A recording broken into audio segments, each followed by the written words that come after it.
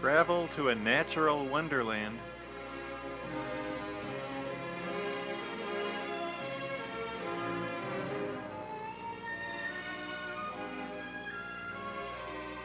Aboard a most elegant conveyance.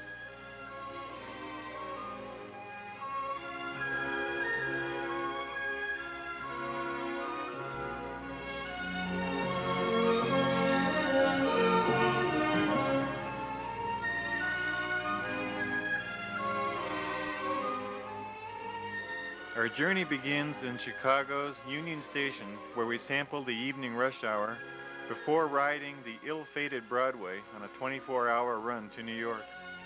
From there, the Montrealer and the CHALEUR take us to Quebec, and our return is through Washington, D.C., and the Capital Limited back to Chicago.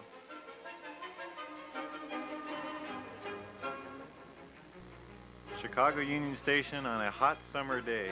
No air conditioning due to station reconstruction. Let's sample Amtrak and Burlington Northern activity.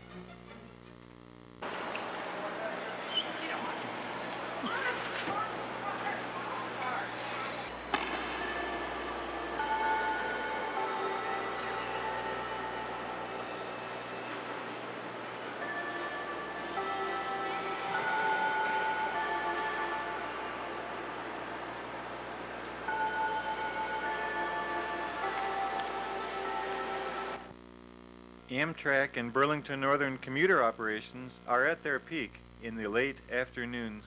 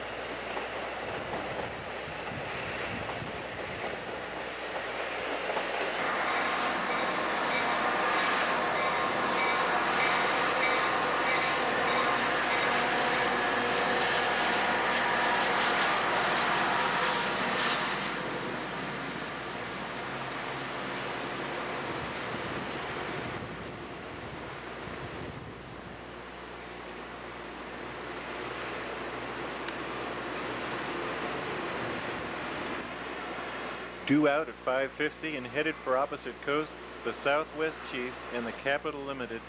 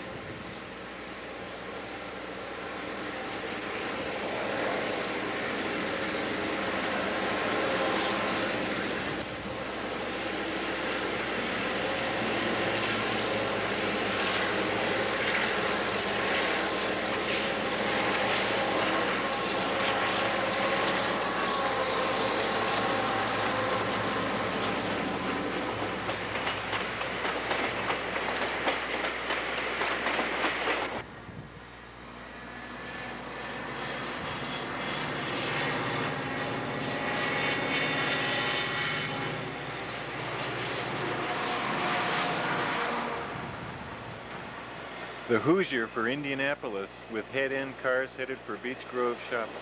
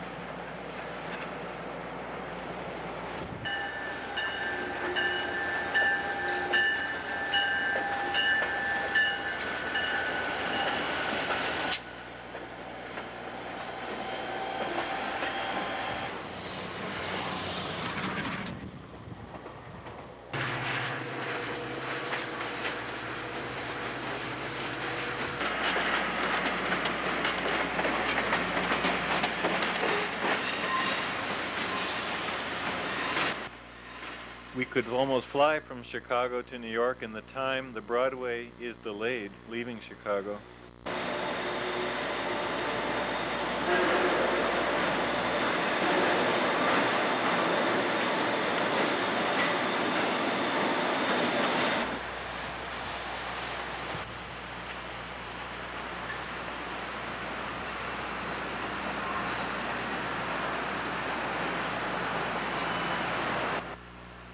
The city of New Orleans begins her journey with a backup move to reach the old Illinois Central main line.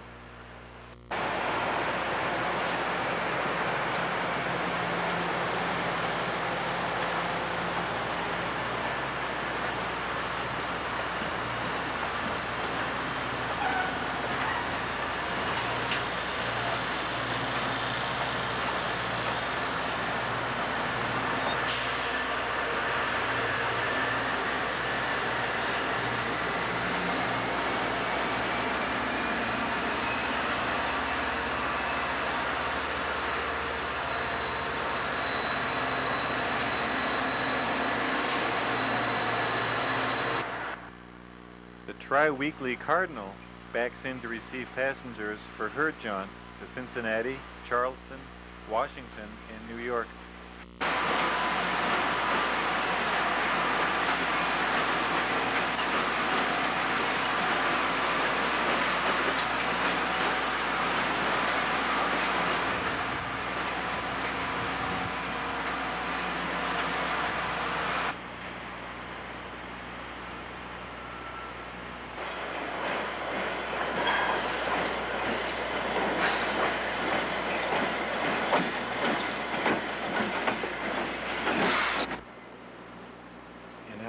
Quarter after its scheduled 8:30 departure time, the Broadway finally backs in to receive passengers.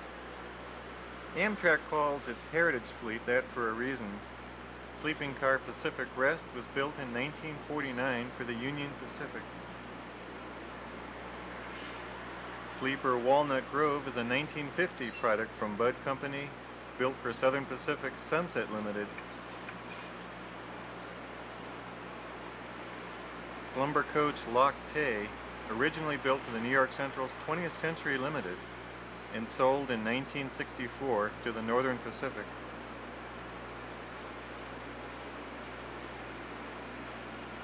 Dining car 8507, built in 1957 to serve the North Coast Limited.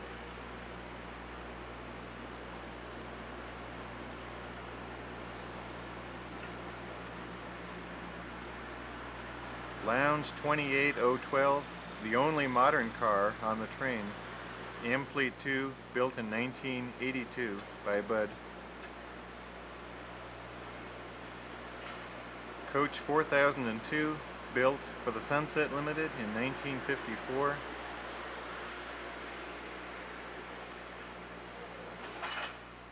And Coach 4648, also built for the Sunset in 1950. Notice the daylight markings clearly visible.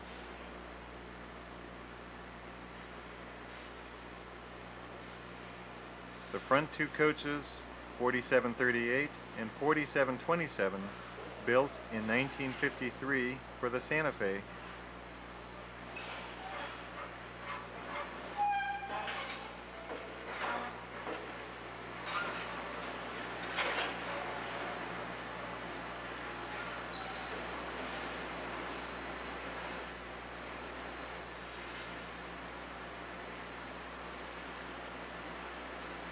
Being deadheaded from Beech Grove shops to serve the New York to Florida trains is Table Car 8601, formerly a Union Pacific coach.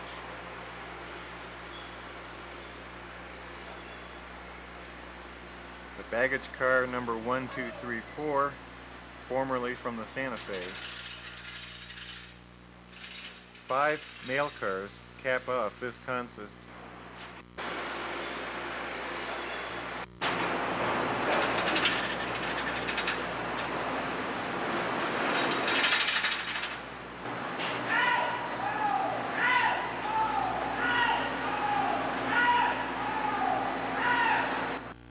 Quietly, the baggage cars are loaded, and the train will depart 100 minutes down. The Broadway, of course, originally was a 16-hour overnight train, but times have changed from the all-Pullman days. This is a documentary on Amtrak. This is a passenger behavior. Huh?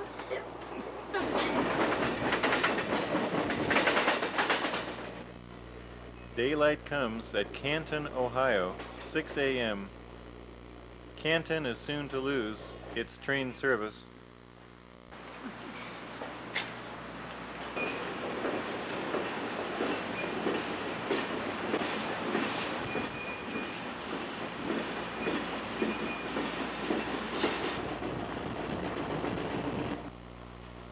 The Broadway descends into the Beaver River Valley as an upgrade piggyback train is barely making the grade.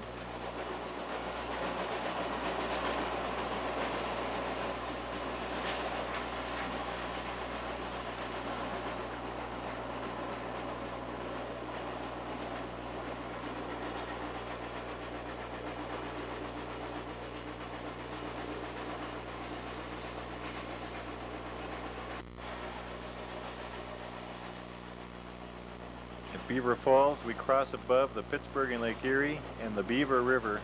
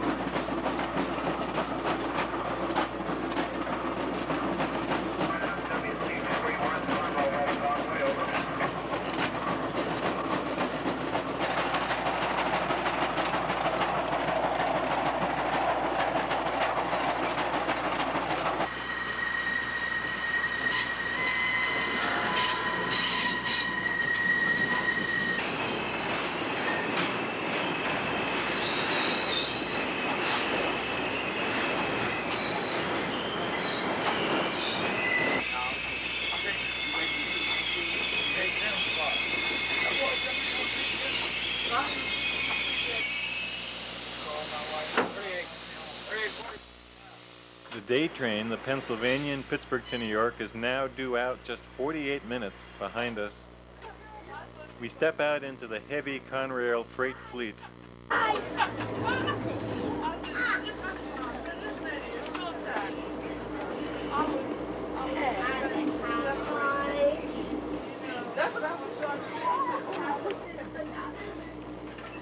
Did you break? No, I need you. There must be some rice.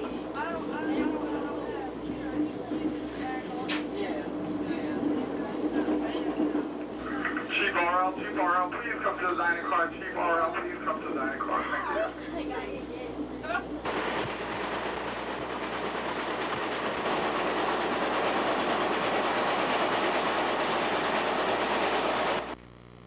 West of Johnstown, the low-grade Conemaugh freight line joins the main.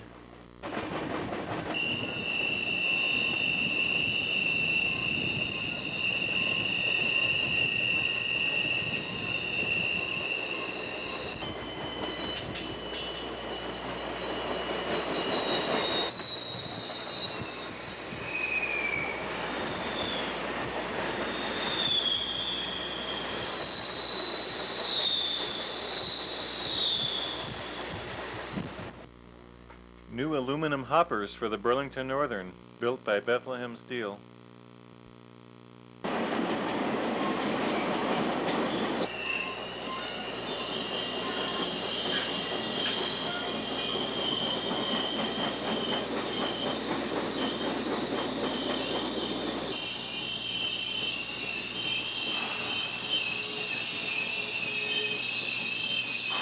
Ladies and gentlemen, I have your attention, please. Station stop is Johnstown, Pennsylvania. On the scenic downgrade from Gallitzin to Altoona, we pass a mail train waiting for us at MG Tower, and then encounter a freight train in the middle of Horseshoe Curve in a classic meet.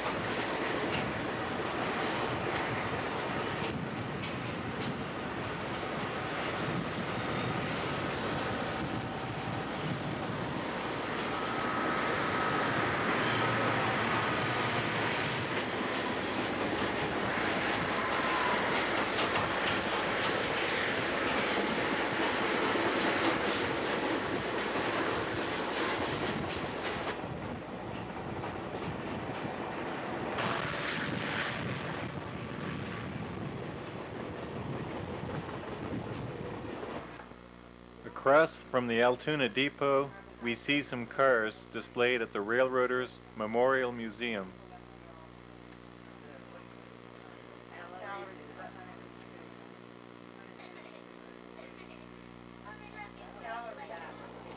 Passing East Altoona, where numerous helper sets await their next assignments.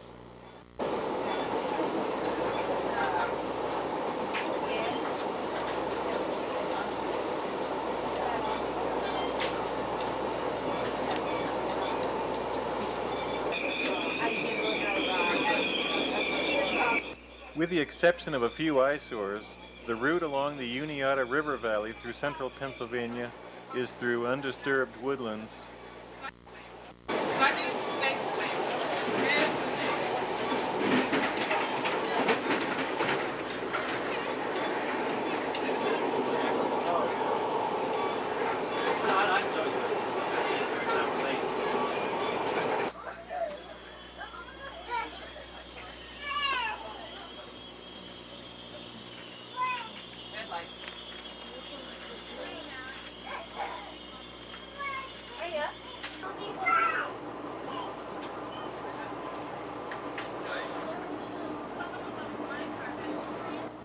A run alongside Route 22 brings us to Lewistown.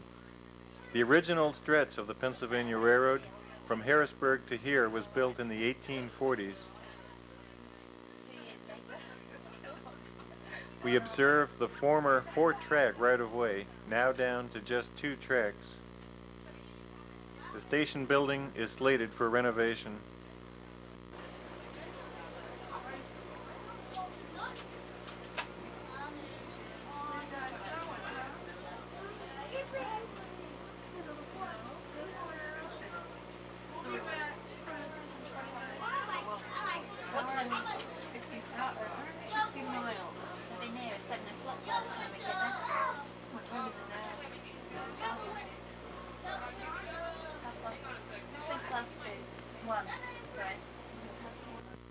Another scenic highlight of the trip is the crossing of the Susquehanna River on the 1902 Rockville Stone Arch Viaduct.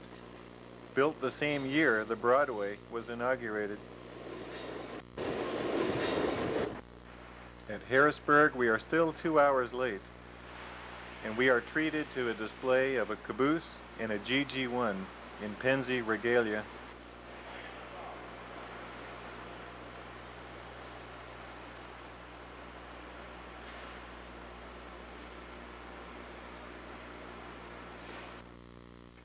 After bouncing along some rough jointed track through Lancaster, the train meanders into Philadelphia.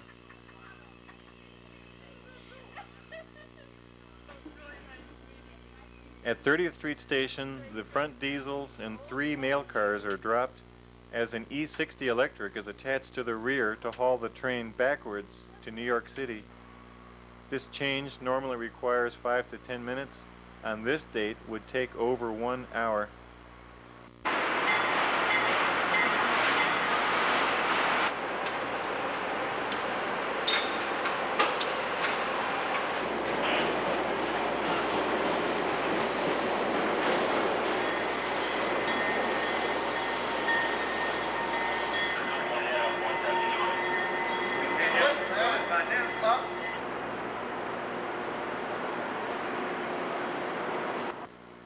The derailment of the southbound Montrealer at Zoo Tower earlier in the morning has disrupted the service schedules. Finally, an engineer appears to man the locomotive.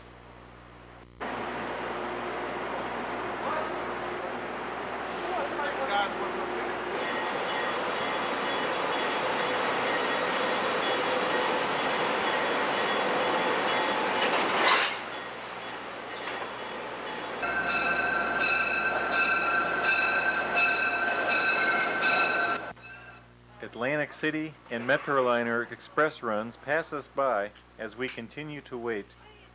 It appears that somebody forgot about the 3 mail cars which were supposed to come off here.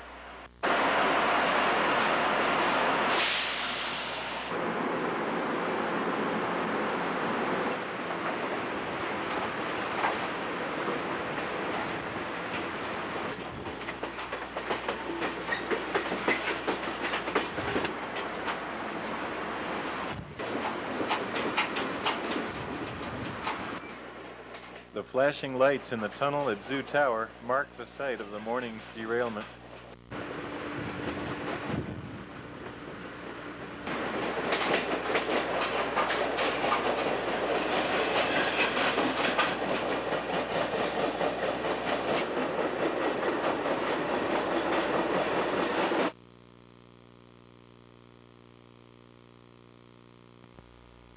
Dead on the main line 5 miles from Trenton. A New Jersey Transit train has become entangled in the pantographs and electricity has been cut off. Yeah, my husband's going to be very worried that I'm not home yet. Oh, yeah, okay. All right. Lavoya, right? L-A-V-O-R-G-N-A.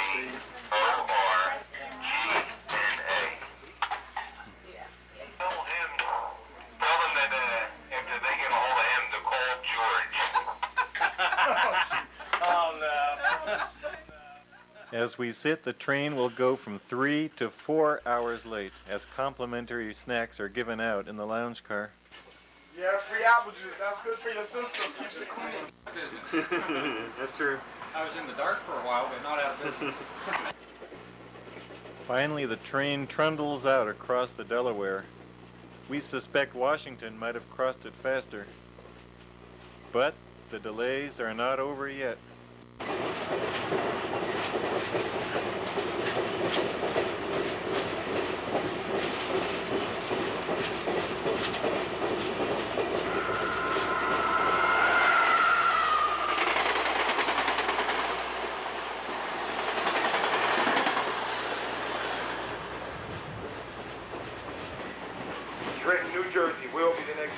stop. Thank you.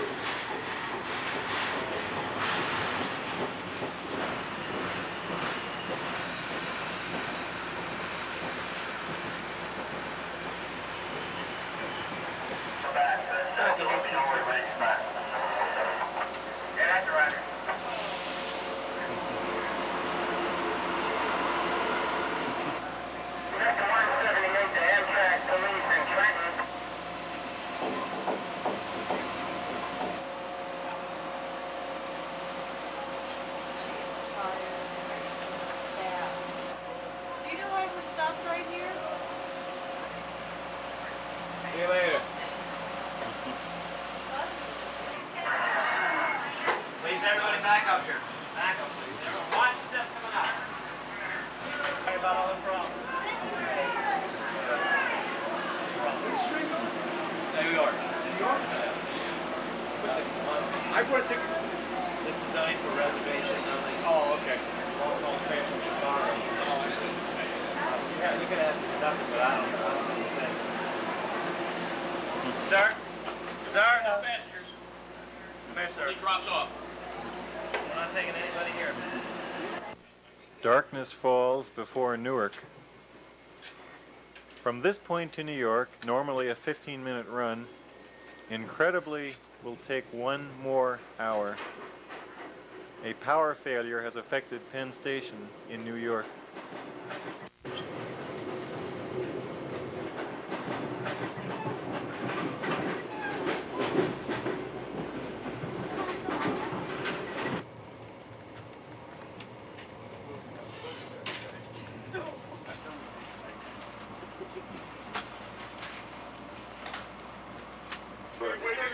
Man, what took this train so long? We've been waiting 5 hours to get that purse.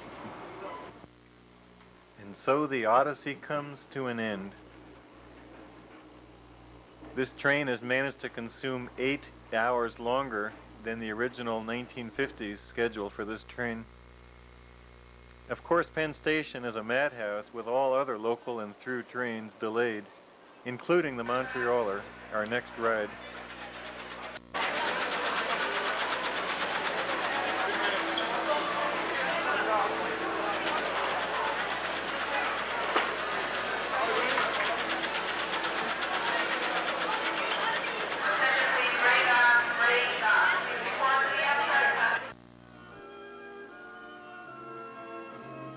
Amtrak's recently reinstated Montrealer follows the entire central Vermont route from New London. The dotted line on the timetable, which has not seen passenger service since the early 1940s. Lehigh Valley Black Diamond, the 353, built in 1916 to serve Lehigh Valley officials, is coupled onto the consist, which finally does arrive from Washington. The train will depart Penn Station 2 minutes before midnight. A glance around looking at the mahogany and leaded glass fixtures of this beauty.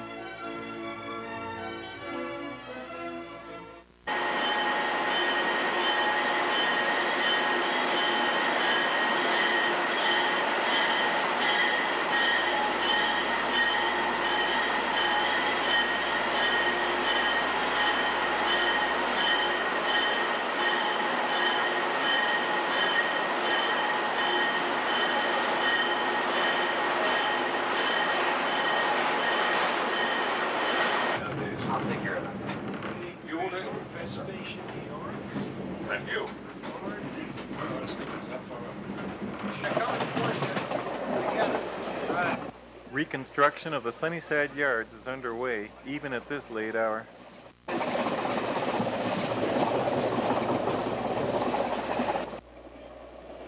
Even in the murky midnight drizzle, Hellgate Bridge is an imposing structure.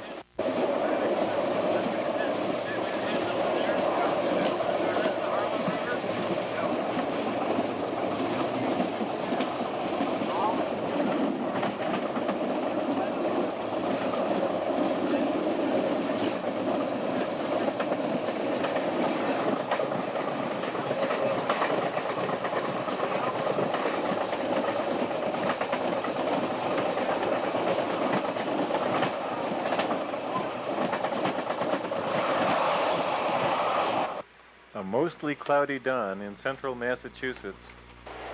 Glance into the mostly empty baggage car.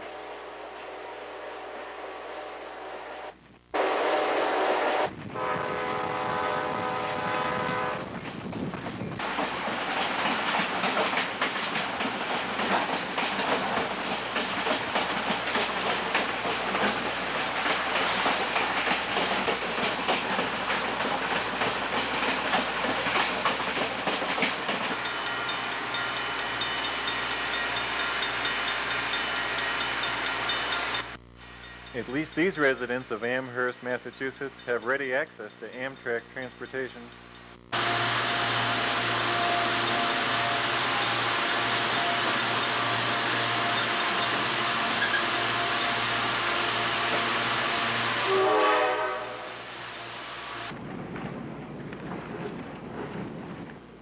The Central Vermont has done extensive track work on the southern end, with about 50% being welded rail. Central Vermont is a leader among U.S. railroads in keeping Amtrak on time at 96% in recent months.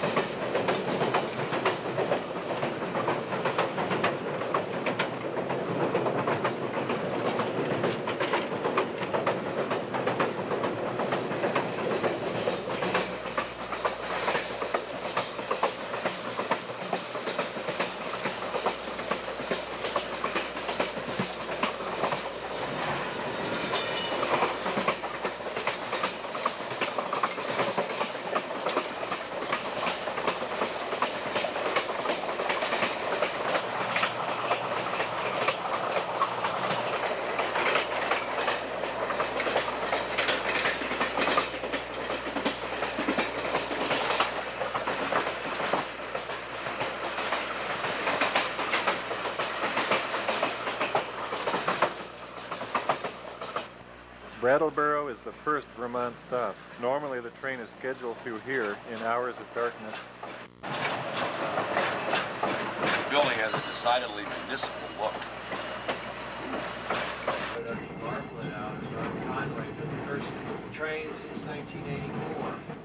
The Montrealer negotiates a close clearance tunnel at Bellows Falls. Notice that the floor has been lowered to permit high loads to pass through. This is a unique tunnel with a building on top. I think it's still there. We went right to the outpost station is there.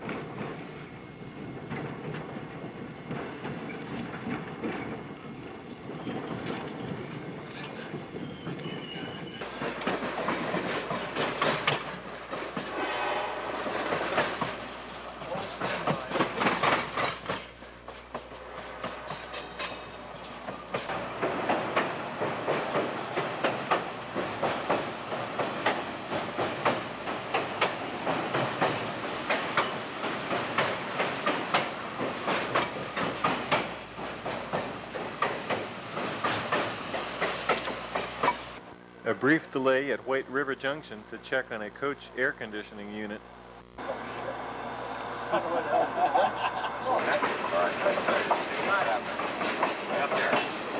Morning. Morning. Procedure. Same situation. What? Like they are. And again, on the introduction.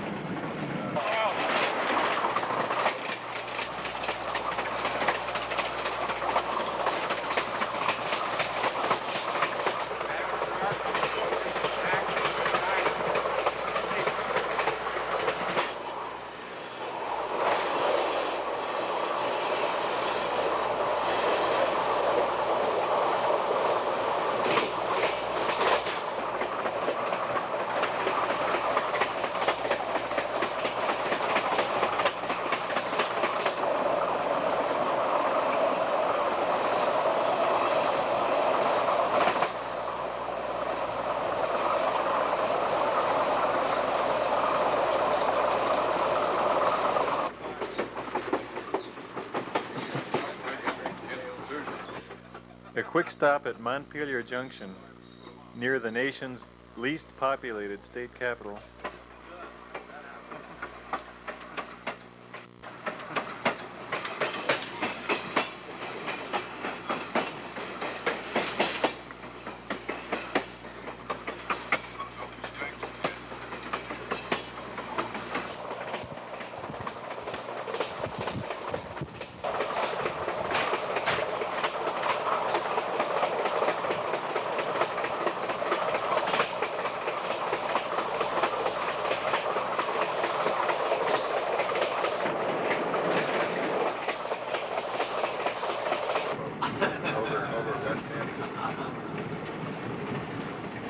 I had a guy that had to go into rehabilitation on the track. He works right in our mobile news department. His father runs the Better Business Bureau in Augusta. And his father called me up and said,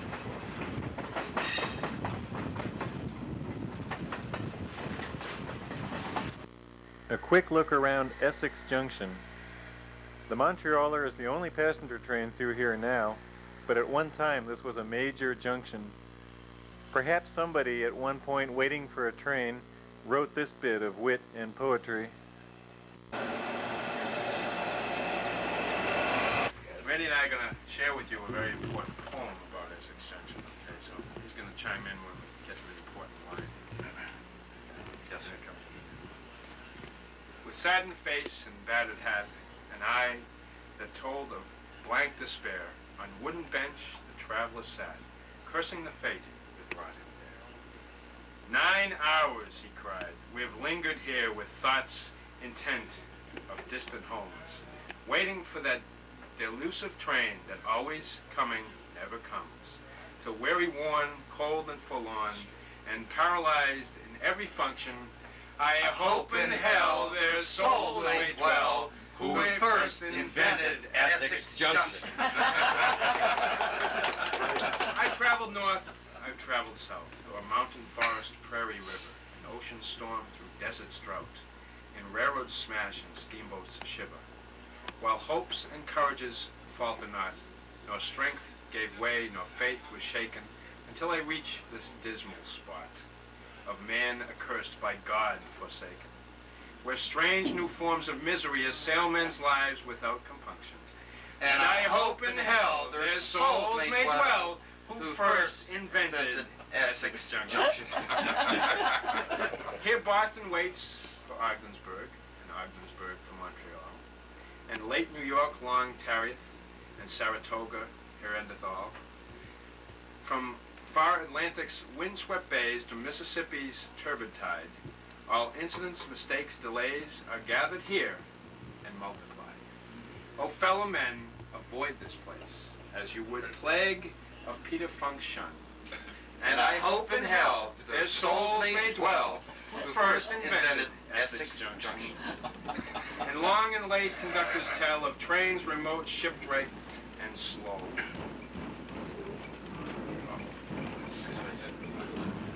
Till even the engine's dismal bell takes up the cry, no go, no go.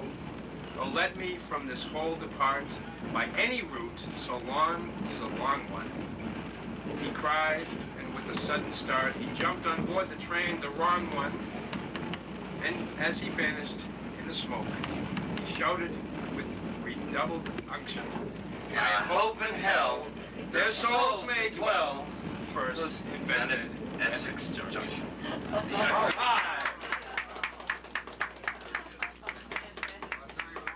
you don't get to work on that track back there, you ain't gonna get to Essex Junction.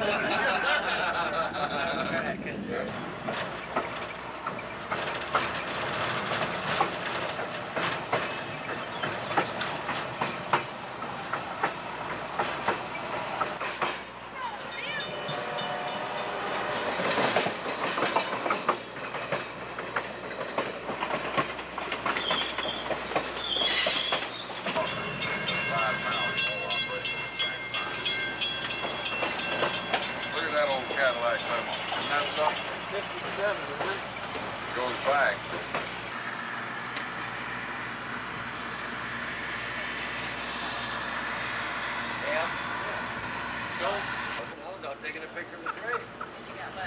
Damn. Oh, no, I remember the guy with the railroad hat and the long... Central Vermont's headquarters city of St. Albans, Vermont. No poetry here, but a brief history lesson. Up across the border as tourists or whatever, and one day in November 1864, they pulled on their Confederate uniforms and took over the town. They robbed the banks, they burned most of the town down. There are still some three buildings on Main Street over there that predate the Civil War, and they were spared from the attack, but they robbed the bank, and they were able to get out of town and escape across the border before federal authorities were able to intervene. Yeah, escape across into Canada? Yeah, they were picked up by the Canadian authorities and charged with starting a war in foreign territories and escaping it or something like that. And then what did they return them to the South? They didn't return them to the South. They imprisoned them in Canada because it was a Canadian law that they had broken, and by the time they were out of jail, the war was over. My.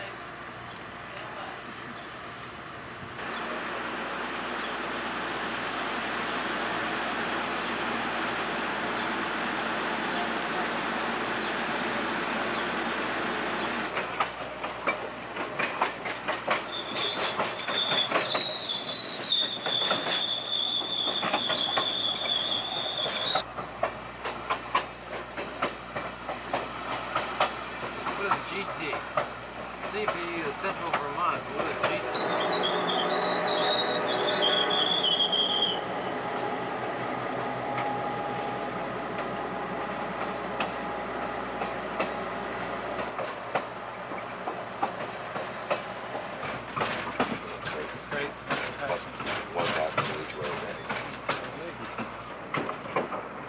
Like these 6-wheel trucks.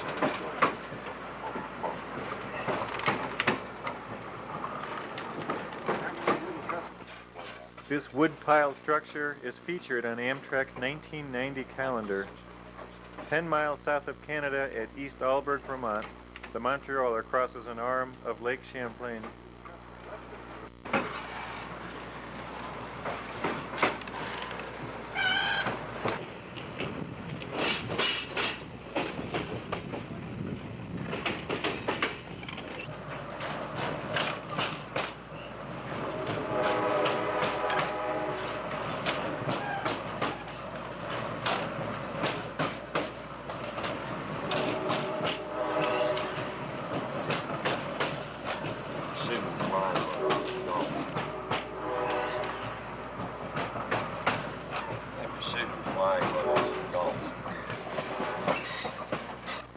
Following a half-hour stop at Customs at Cantic, Quebec, the Montrealer rolls into Montreal 3.5 hours late, having recovered 30 minutes from New York.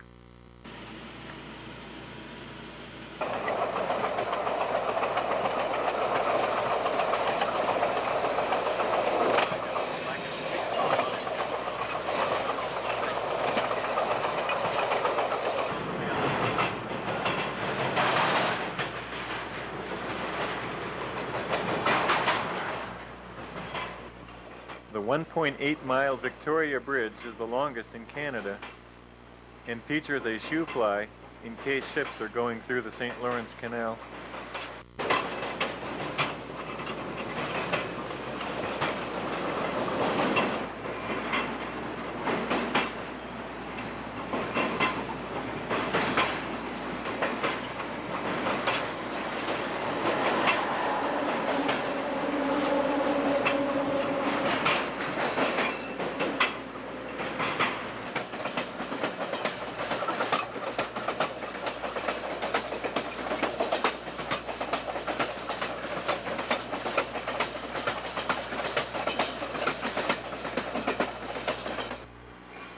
These electrics, which haul commuter trains through the Mount Royal tunnels, are of the same vintage as our Lehigh Valley Office Car.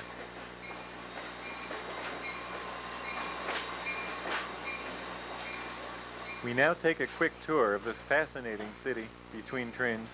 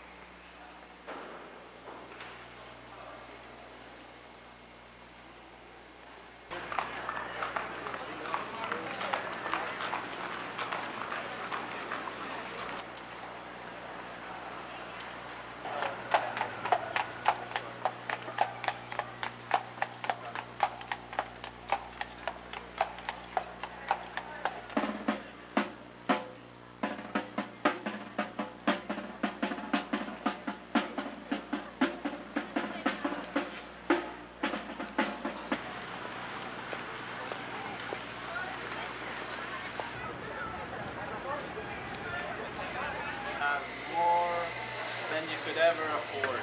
I mean, there's a price for everything in this life. But A freight passes the old Lockheed Canal.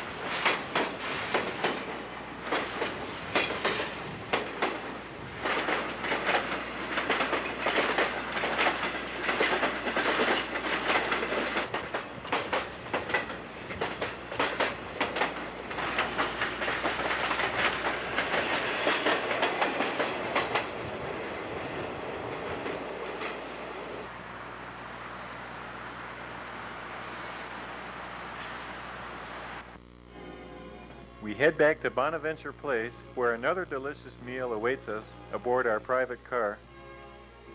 The CHALEUR to Gaspe will depart 4 hours late because a connecting train from Toronto has broken down and passengers must be bussed in. In 1990, the CHALEUR operates tri-weekly to Gaspe. 3 other days the train goes east to Halifax. In the basement of the Queen Elizabeth Hotel, we watch baggage being loaded onto the train.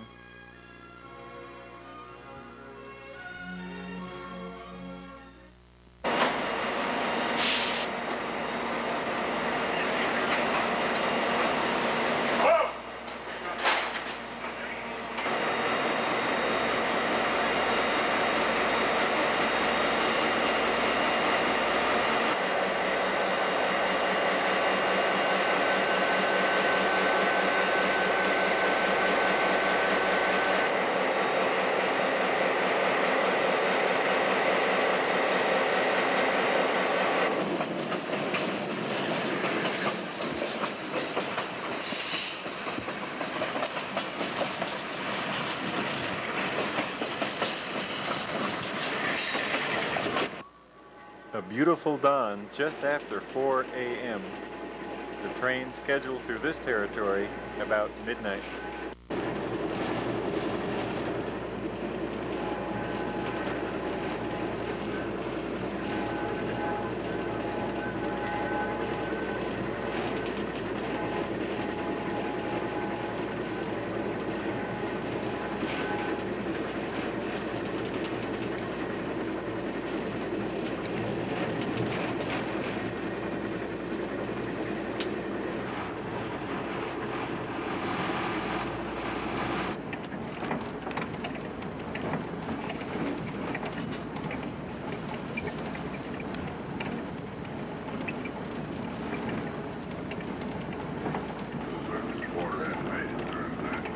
I would say that nobody's gotten off out of Poland space on this train yet. Because if they had, they'd be getting up at 1:30. to get off. That's the step ladder for the upper voice. Uh-huh. So.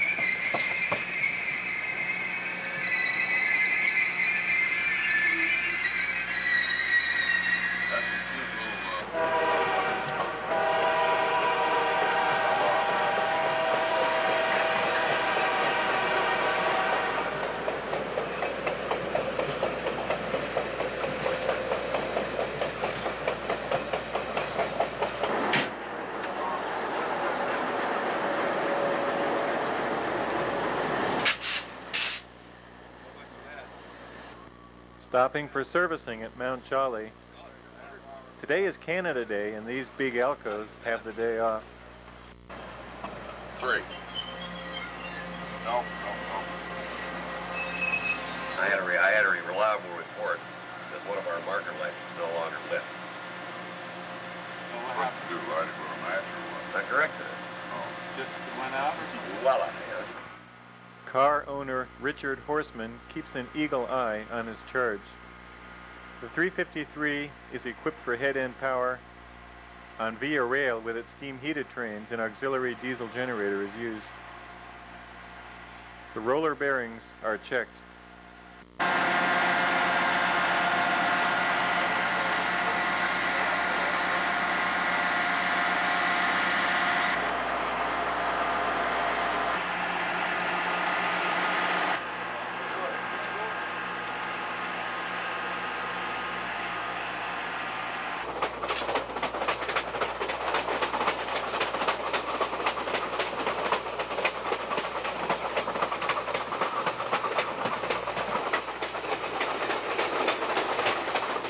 Leaving the Gulf of St. Lawrence, the train follows the course of the Matapedia River through a beautiful region.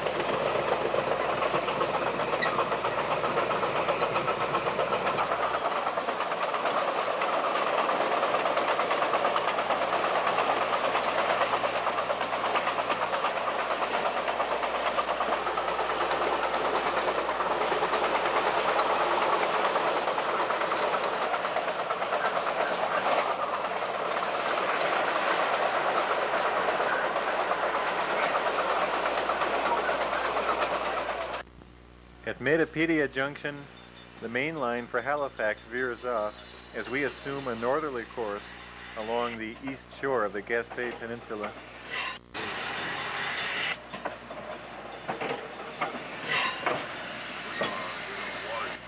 A photographer will be pacing our course. He gets a head start as water is put on the car. Water's out now.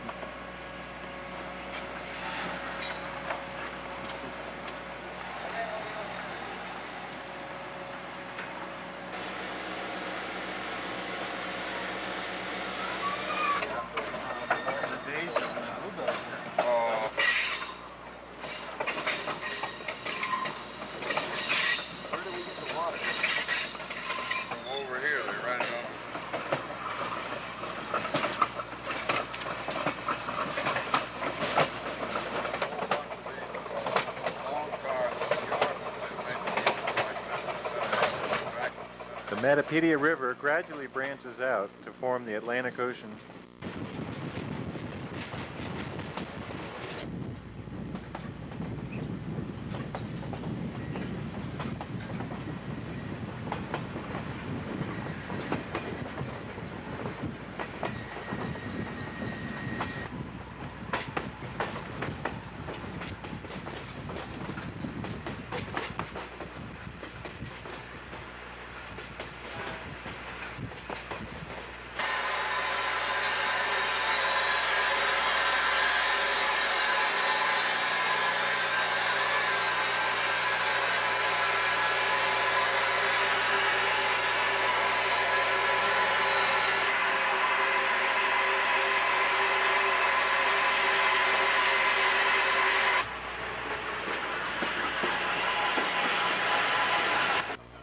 Most of the Gaspe Peninsula is still farmland or undeveloped.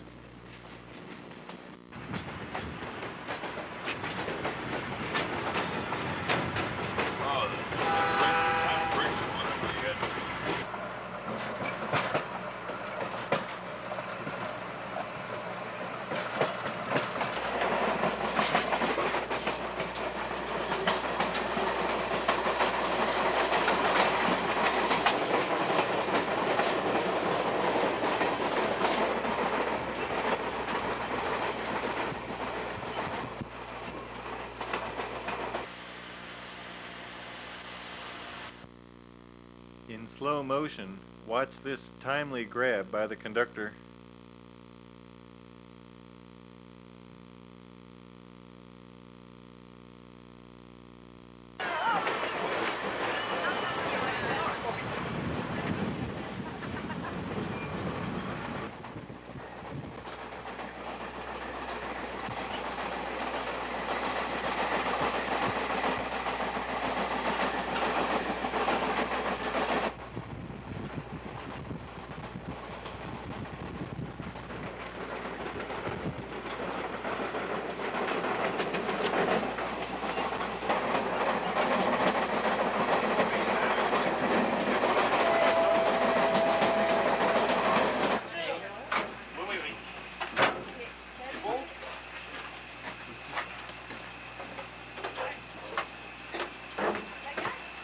Devant la station.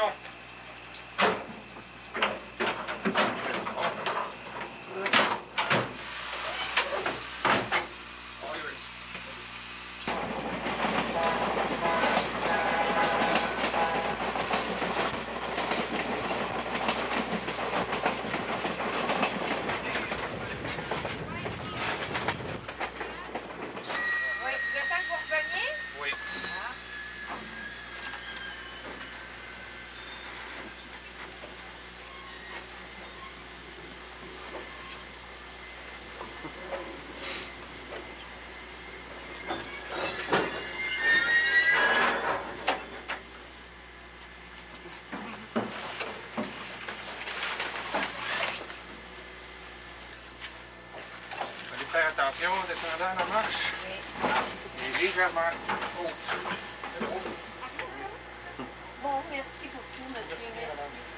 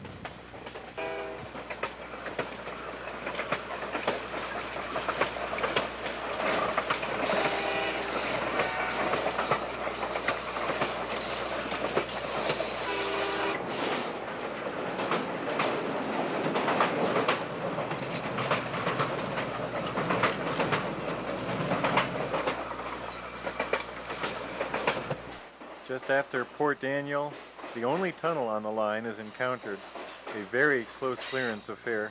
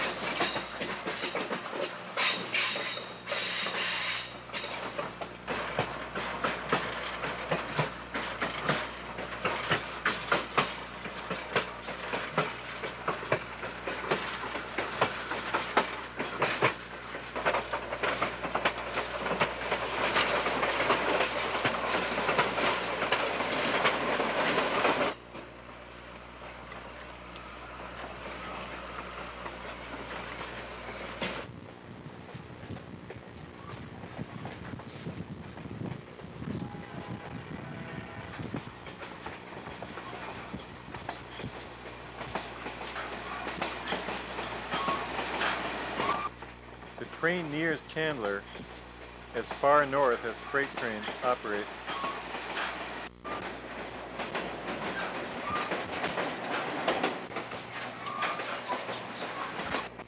This Peruvian vessel ran aground during a storm in 1983 and has become a fixture ever since.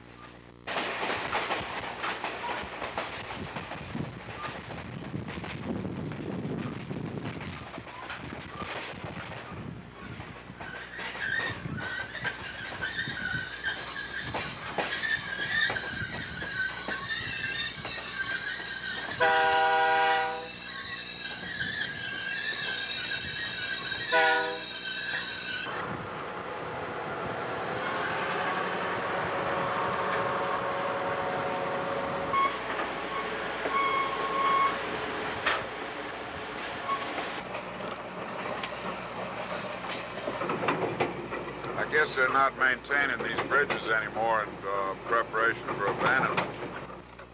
And abandonment is indeed a possibility on this passenger-only stretch. Although the slowdowns at the wooden trestles were the only sign of deterioration.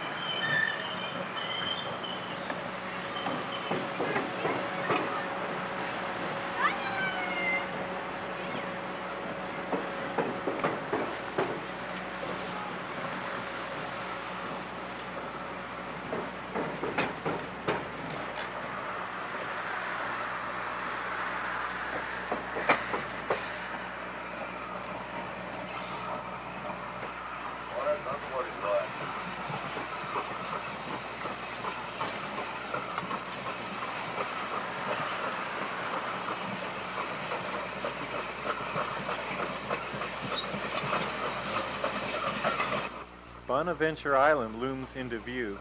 We detrain at Perce and do a little sightseeing.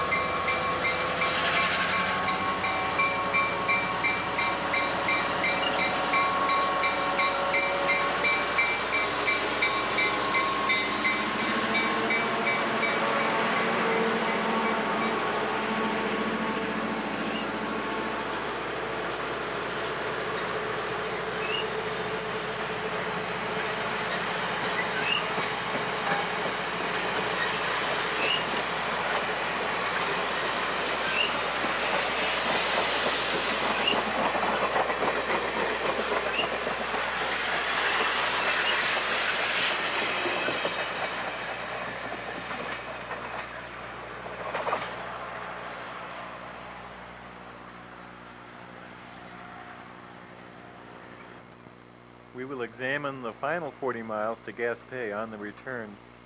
First, we examine a geological oddity, a ship-like rock with what appears to be a railroad tunnel through it. At high tide, it's possible to sail a boat through this archway.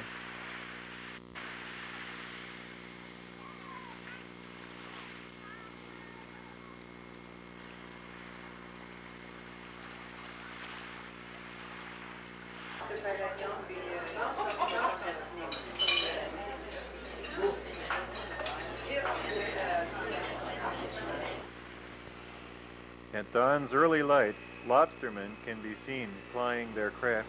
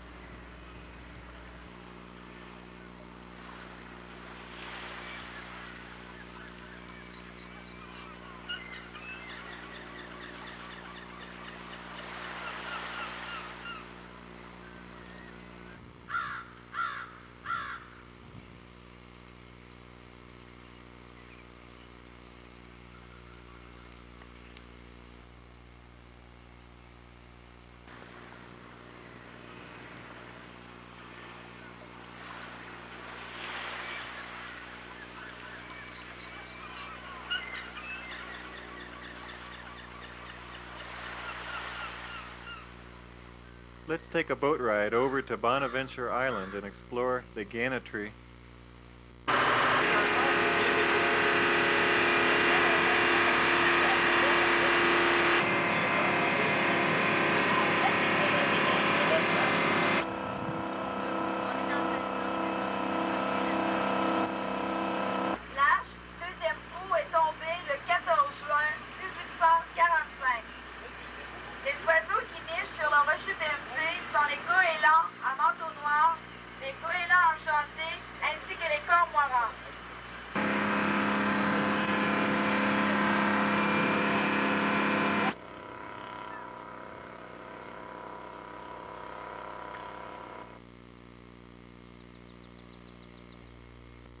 One must walk to the far side of the island to see the world's greatest population of the gannets.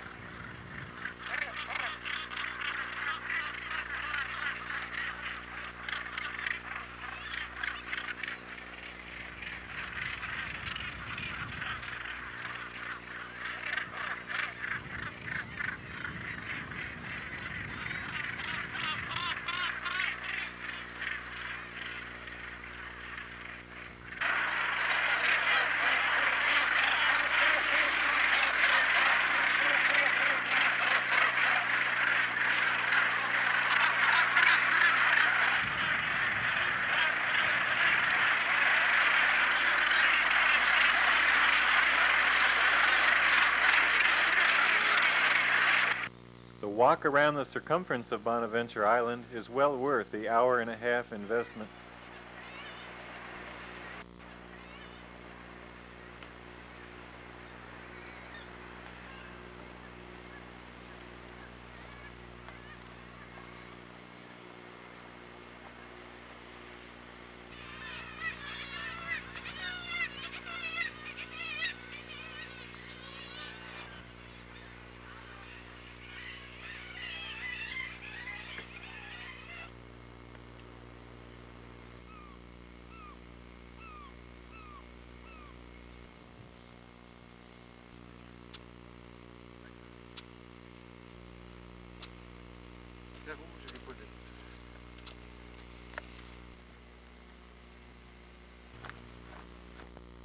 Back to within sight of Perce Rock. We return to the mainland and join the 353 at Gaspe for the return journey.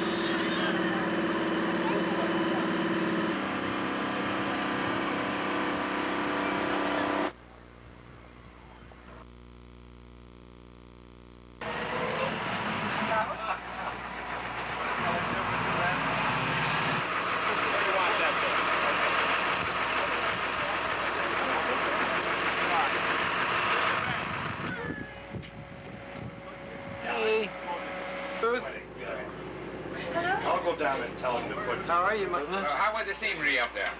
Oh, it's prettier here, actually. I tell you, was the hotel nice? It was okay. Very good. So they treated you very nice. It wasn't at the plaza, but it was okay. All right. Good. Yeah, Here we go. How about that? We are moving. Yeah, we going. Say goodbye to Gaspe. Yeah, goodbye, Gastonia. We had to close that door. Yeah, you back there. Everybody's here. I gotta go to the shed. Projection there looks open.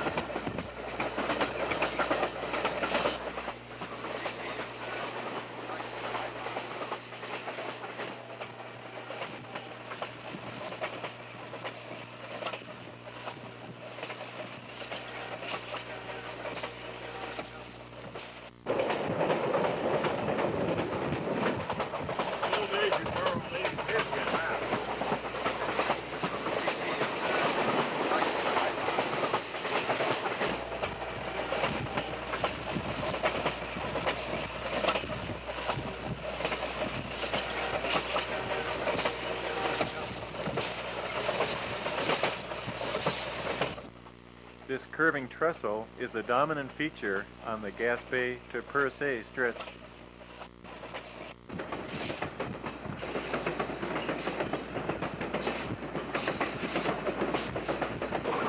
Now, why do the wheels have to be the same from side to side? I don't understand that. You know, like you're rolling a funnel. Right. On the ground, all right? Oh. You know, the larger diameter is gonna want to walk around in a circle. 20 miles from Perce, the famous rock slips into view.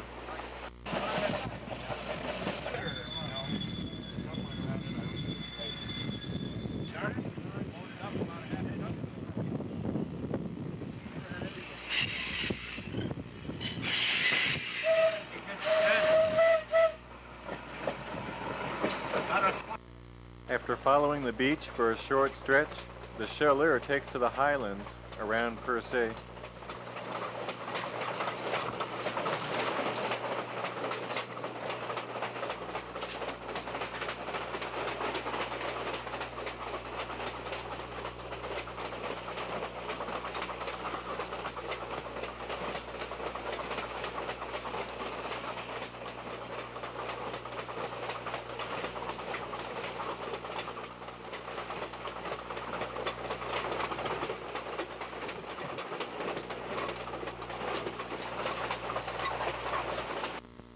At the station, a demonstration of the scientific technique for detecting trains.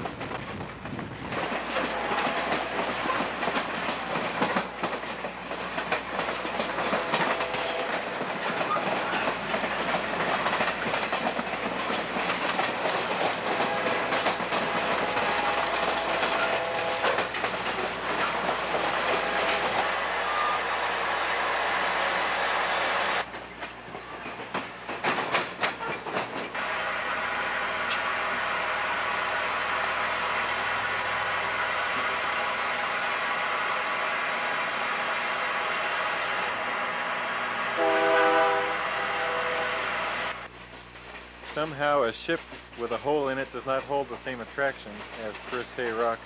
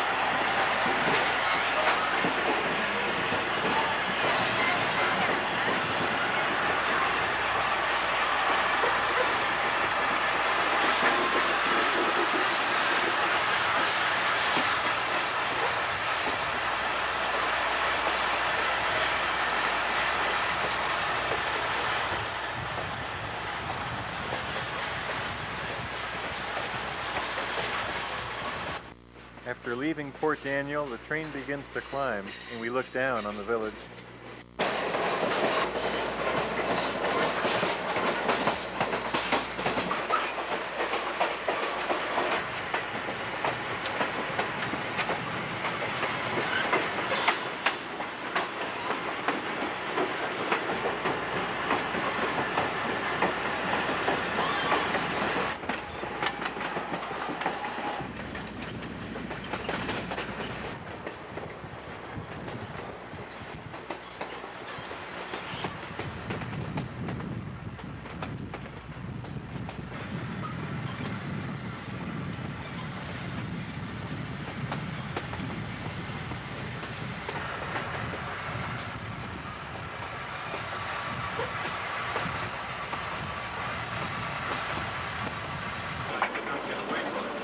That's okay.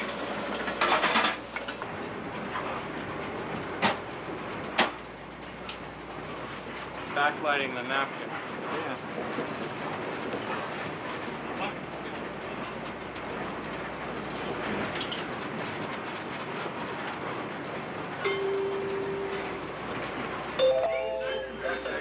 Down on that being served.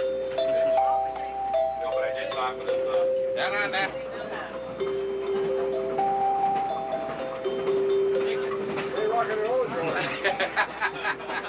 They play rock and roll, huh? Oh, you were doing it. Did he do it right? Oh, yeah, he done all right. He's good at it. Down on that being served. I'll get the guy for you. The 16 guests aboard this trip of the 353 will be seated in 2 shifts. On the menu tonight, fresh caught turbo from the docks of Gaspe.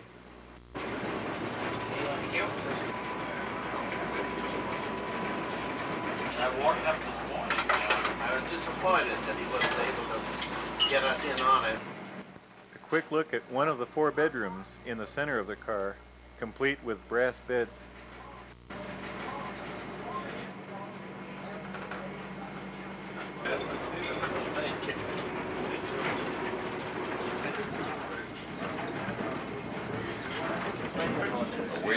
You know what I make when I started to work? I'm talking about radius. My first job was $60.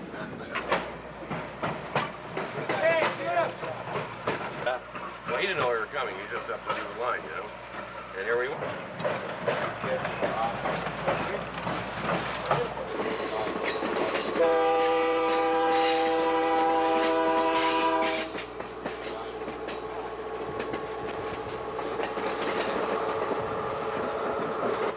A golden sunset ends this beautiful day. At night, the moon shines on the Matapedia River and on the silvery, ever-going rails.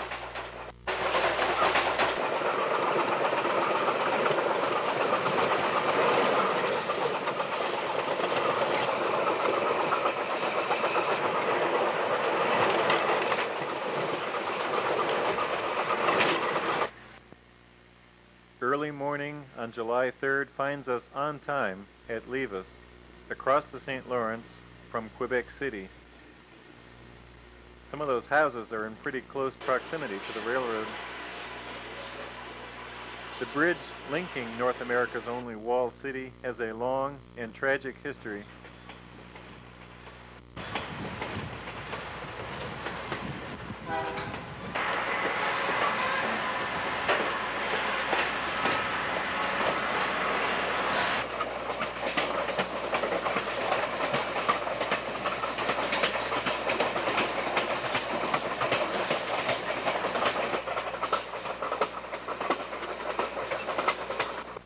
Train makes good speed into Montreal. We notice the train line in Canada is 90 pounds as opposed to 110 on Amtrak.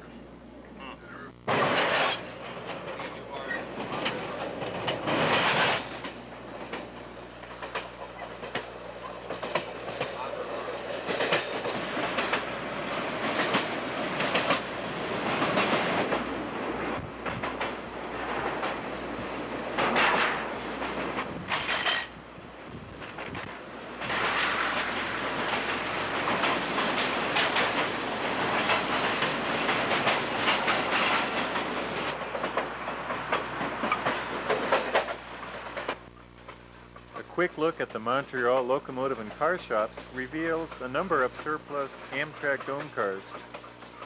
Via Rail intends to only use Bud-built equipment in the future.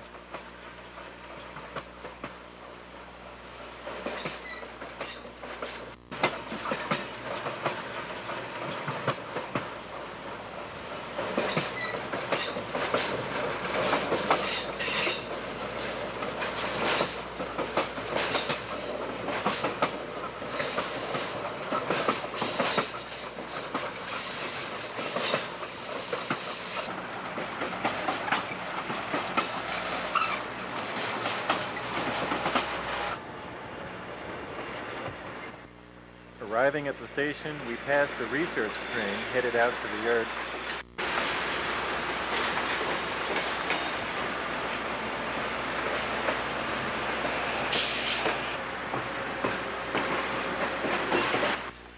The 353 once again will be uncoupled, and that afternoon will return on the final leg on the Montrealer to New York. Pass our old friend the Victoria River Bridge, and then another look at the East Alberg, Vermont trestle.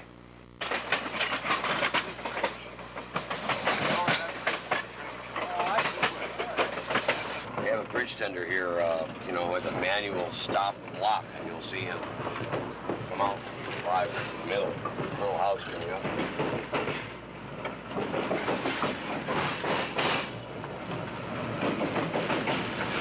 Central Vermont Railway. They set these, see those red flags? They're manually dropped when he's about to open the bridge.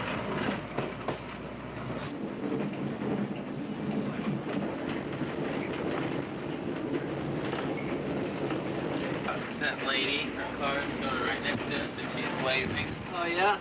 How neat. He's insane! Jimmy, one time he came up here about 4. And you thought, well, who do I get in with these people?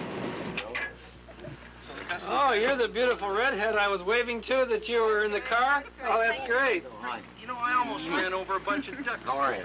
Fine, fine. Nice. What are you filming? As the train rolls south into the night, a party gets underway in Le Pub.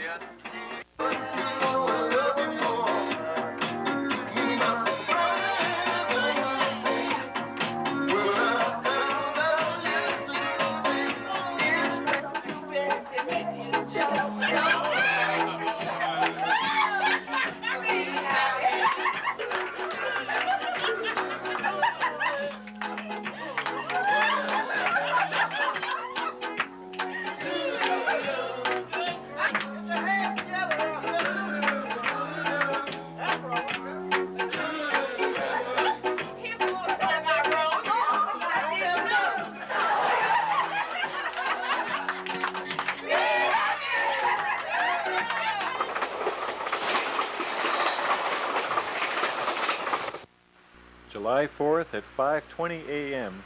we depart New Haven 20 minutes to the good. We roll swiftly along the 4-track former New Haven main line back to Penn Station, New York.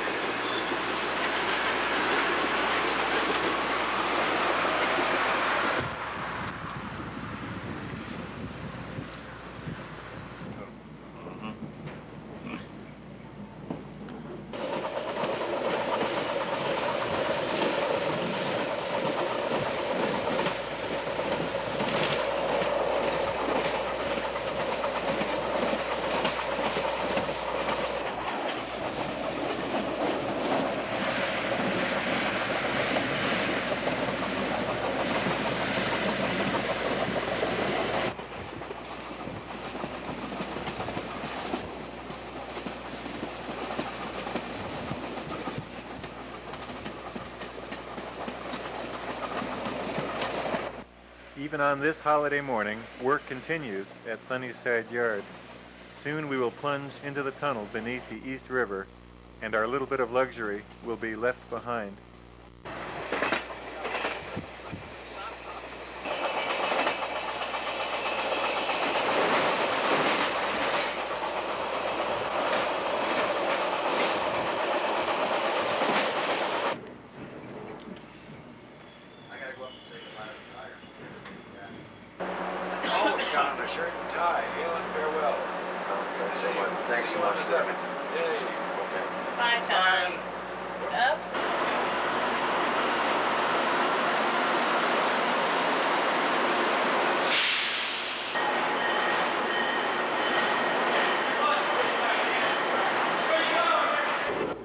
The Montrealer rolls swiftly and on time to Washington Union Station.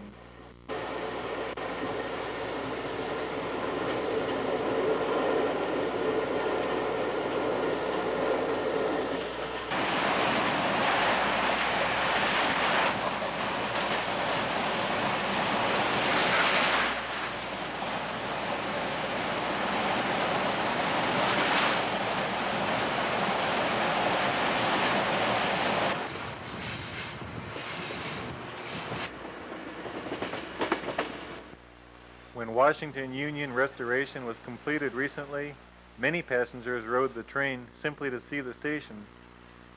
It has functioned very successfully as a combination shopping mall and Amtrak station.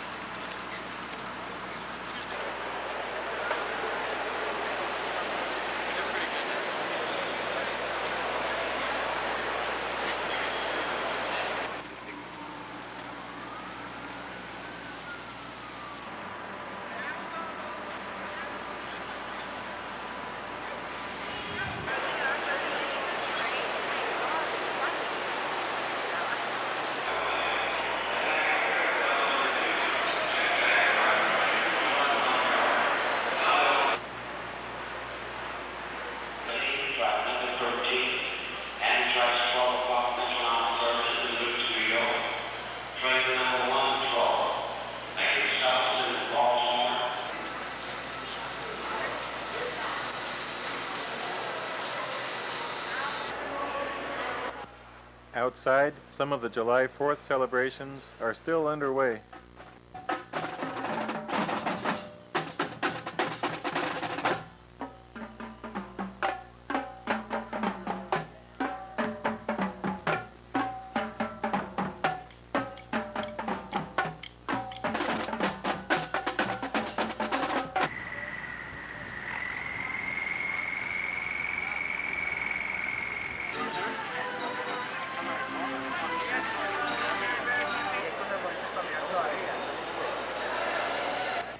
In the Air and Space Museum, a table setting from the Hindenburg to rival the 353. We return to Washington for our last leg back to Chicago aboard the Capitol Limited.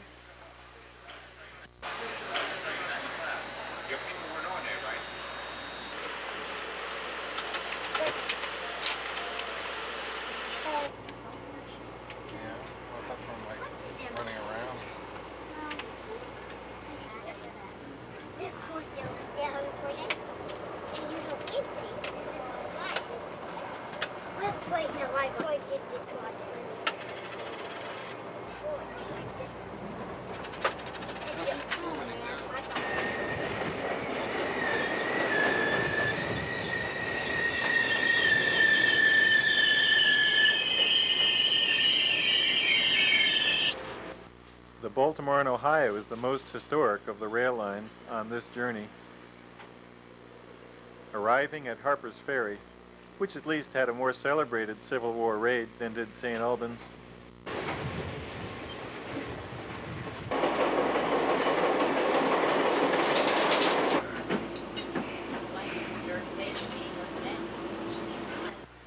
The recently vandalized East Roundhouse at Martinsburg.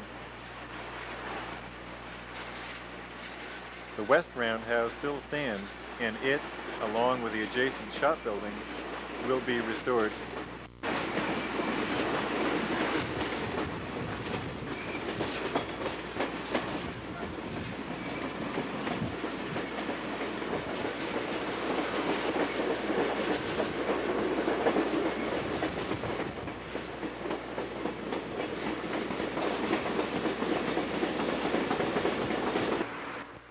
A quick peek inside Amtrak's new Viewliner sleeper in regular service on this train.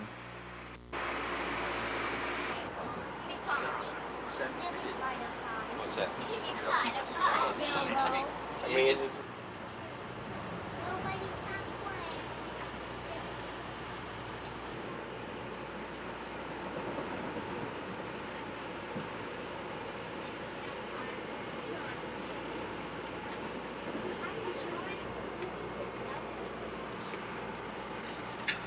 ever found their way through these mountains.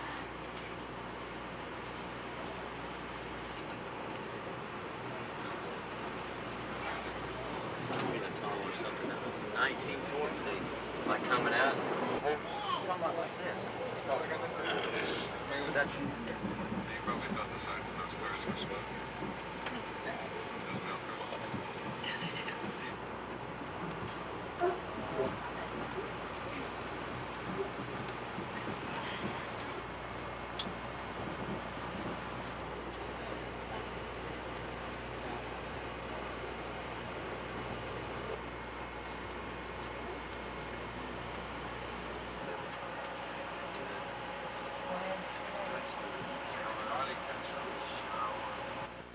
The train departs Cumberland, Maryland, and snakes its way up the Sandpatch grade.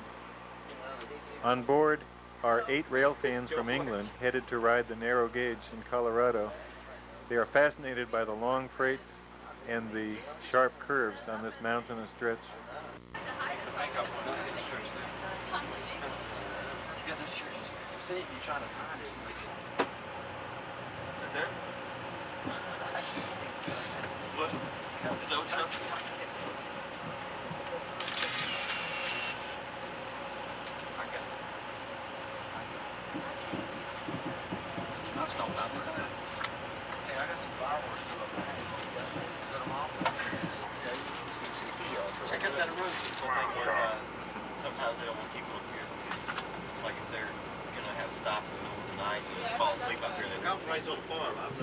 Ladies and gentlemen, once again, this is the LSA in the diner. This will be our last call for dinner. This will be our last call for dinner.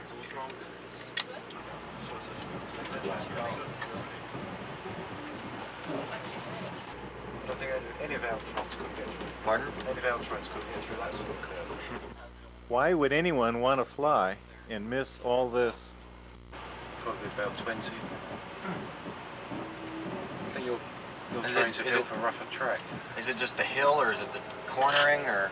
It's the steepness of the hill and the sharpness of the curve.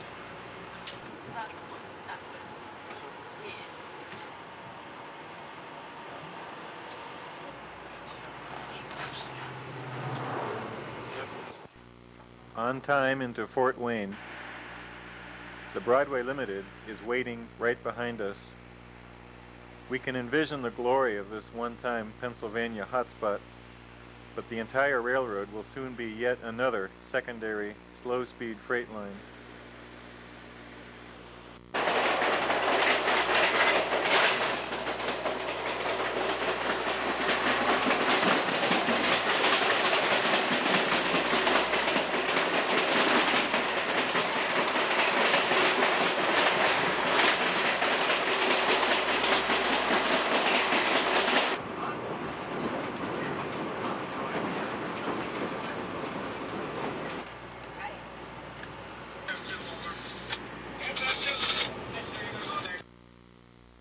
So the journey comes to an end.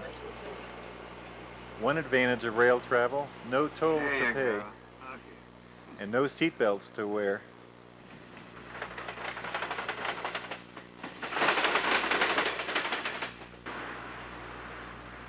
We hope that Amtrak and Canadian rail service will improve in the future, and much work needs to be done towards that end to provide a reliable, safe, and comfortable means of transportation. Not to mention a great way to see the land.